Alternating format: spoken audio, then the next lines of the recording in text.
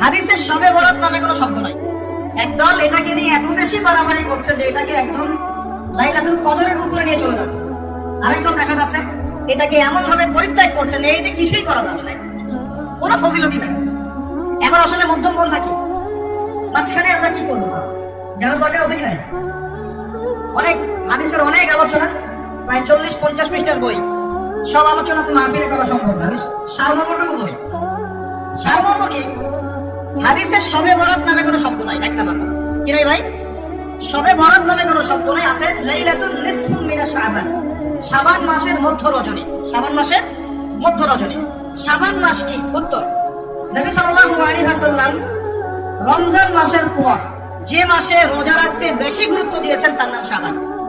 আয়েশা রাদিয়াল্লাহু আনহা তিনি বলতেন যে শাবান মাস আসলে নবী সাল্লাল্লাহু আলাইহি ওয়াসাল্লাম এত বেশি বেশি রোজা রাখতেন যে মনে হতো তিনি রোজা ছাড়বেনই না, সারা মাস রেখে ফেলবেন। বেশি থেকে বেশি রোজা রাখতেন শাবান মাসে। প্রশ্ন হচ্ছে কেন? উত্তর, এমনিতে এই মাসটা বরকতময় এবং এই মাসে আল্লাহ পাক তার রহমতে বিপুল সংখ্যক মানুষকে জাহান্নাম থেকে মুক্তি দান করেন। সুবহানাল্লাহ। নবী সাল্লাল্লাহু আলাইহি ওয়াসাল্লাম এই মাসকে তাজিম করতেন। এই মাসের সম্মানার্থে, এই মাসে আল্লাহর রহমত বরকতের স্বার্থে নবী করিম সাল্লাল্লাহু আলাইহি ওয়াসাল্লাম এই মাসে বেশি বেশি রোজা রেখেছেন। সুন্নাত কি শিখলাম?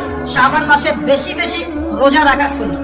আরেকটা হাদিস মাথায় নিয়ে নেন, আজকে সারা ওয়াজ ভুলে গেলে এই মাসটা ভুলে যাবেন। কি হাদিস?